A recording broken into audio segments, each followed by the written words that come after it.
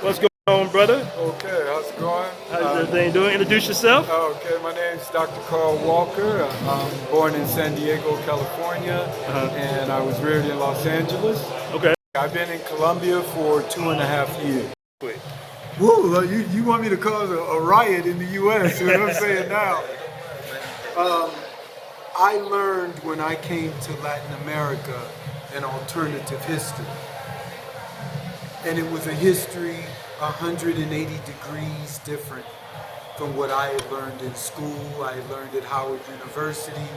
I worked in black-owned bookstores from DC to Los Angeles. And in that version of history, I learned that all black people, quote unquote black people, came to the Americas on slave ships from Africa. But when I came to Latin America, I learned a different story.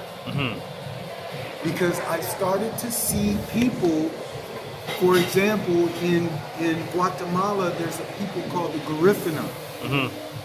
The Garifuna look like us right here at this table, right?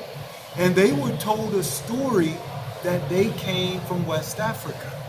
But I started to speak to the oral historians of the Garifuna. They live in Belize, they live in Guatemala, they live in Honduras, and some a little bit of Nicaragua, right? And they said their language was Arawak. And I was like, well, wait a minute, Arawak is from the Caribbean, right? That's the indigenous language of the Caribbean, Arawak. But if you're from Africa, how can your language, the base of your language, be Arawak? So that messed me up for years, right? I'm trying to figure out, what the hell are you talking about, Arawak? Until I met a brother from the Cameroon who came to Guatemala. And his uncle was part of a secret society in Cameroon who had access to divination. Now, if you brothers know anything about African culture, you know divination is very, very important in traditional African culture, like Ifa divination of the Yoruba from Nigeria. And they had access to a divination. You go there, or you show them a picture, they can tell you what tribe you came from Africa. That's right. They're from the Bamila Cave. Yeah. He brought my picture to his uncle. They did the divination. They couldn't find no tribe in Africa I came from, right? And I'm like, what? Y'all, wait a minute. No, this was messing me up. You know, it's like, no, I'm from Africa. They even broke protocol and they asked the ancestors twice. You're not supposed to do that with divination. You ask one time and the spirits tell you. They asked twice with me and it came up empty. That's when it dawned on me. Oh man, they tricked us with the history. We've been bamboozled. Because we owned all the land in America.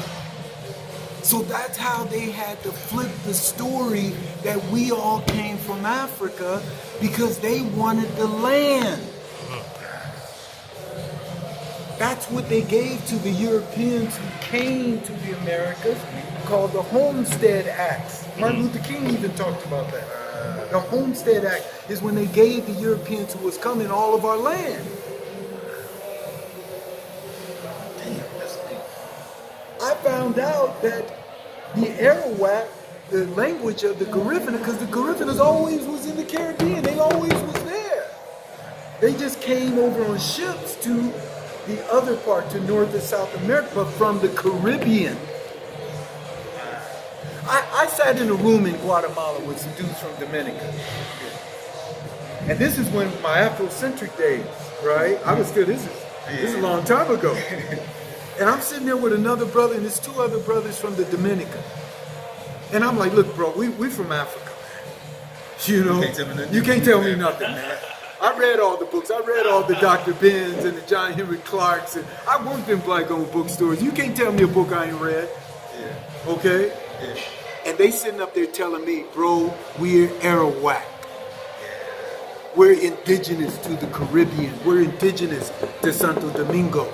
I'm like, no, bro. You've been there for a couple hundred years because you came on slave ship from Africa. And they was ready to go to blows with me. And I'm like, y'all just got self-hatred. Yeah, that's all it is. You know, y'all just hating on Africa. You know? But no, I realized after time went on, what my grandmother told me. See, I used to think when we were told we were Blackfoot and Cherokee, That's what I was told. that's self-hatred. That's what most of my early adulthood, that's what I thought. And I used to tell people, you damn right we Blackfoot, because our black feet came from Africa. That's where it came from. No, it took me living in Latin America to realize, no, we were always here. Colonized a lot. That's right. And lighten the color. That's right. The Olmecs didn't just disappear. Yeah. It makes sense. It makes so much sense. And I always been skeptical. Bro, I've been in the pyramids in Guatemala. Do you know what the painting of people in the pyramids in Guatemala look like? It looks like everybody at this table. Always been skeptical. And do you know the Cree language in the south, in Georgia, is the same as the Mayan? It was all the same people. It's the same language. There was an indigenous tribe, Gule, that lived on the East Coast. Yeah. That's where the Gullah. And the Gullah's language is the same as the Yamasee. Talking about the Gullah Geechee. That's right. The Gullah Geechee. It's the same as the Yamasee. When you take the Gullah to West Africa and see if they understand Gullah, they're not going to understand it. You take the Gullah and put them amongst the Yamasee in Florida, and they understand the language. It was a trick. There's a dude who has a lot of videos on that. His name is Dane Calloway. I listen to Dane. You heard Dane Calloway? Yeah. He broke it down, man. Melville Herskovitz. He's the one that helped start creating that story along with W.B. Du Bois. That but it was mostly the white Zionists, man. They created that story that we all came on slave. Then I went deeper and I learned gematria. Gematria is coding numbers into words, right? That's an ancient science that really the Moors taught Europeans.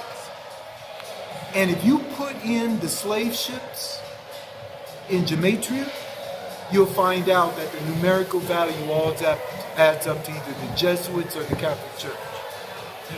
The names of the slave ships, which means it's fabricated. It's fabricated. Where's the proof? You know what I'm saying? How in the hell are you going to fill a slave ship? There's a slave ship supposedly that crashed off the coast of Florida called Guerrero from Spain. They claim they have more than 500 people on the ship. This is a sailboat. Yeah. How are you going to feed them? Fish every day. How are you going to feed 500 people? My brother was in the Navy on a frigate. For a frigate that had 200 people, you had to have a mess hall of at least 20 to 30 people just to feed them. And that's with refrigeration. Exactly. It makes sense, bro. How in the hell are you on a sailboat with no refrigeration, no sanitary facilities? You're going to be defecating on yourself. You're going to be throwing up on yourself. You're going to be in a motionless situation, developing all kind of dysentery. And why did we even assume that these white men were so strong? They can control 500 of the best, strongest Africans? Have you ever been around Africa? I've been around Africans my whole life. Man, there's some Africans, they'll break you in half with their hands. Big boys. Yeah, there's some big dudes, yeah. There's some big guys. What? Yeah. And we bought the story that these frail white dudes who were dying of old age at 40 years old, they had the power to control ships of hundreds of African warriors. We bought that story. Thanks for watching the video, family. Brothers, if you want more detailed information about traveling overseas, if you want to ask veteran travelers questions about, what country to go to, how much should you bring on your trip, where to exchange your money, join the Facebook group Black Men Travels. It's a lot of detail in your travels. So join that Facebook group. It's going to be very informative. Brothers are very giving in the information to you, and this was the purpose of creating the group, so brothers can exchange information, so we won't be traveling in the dark. So do your boy a solid, go ahead and join the Facebook group, Black Men Travels.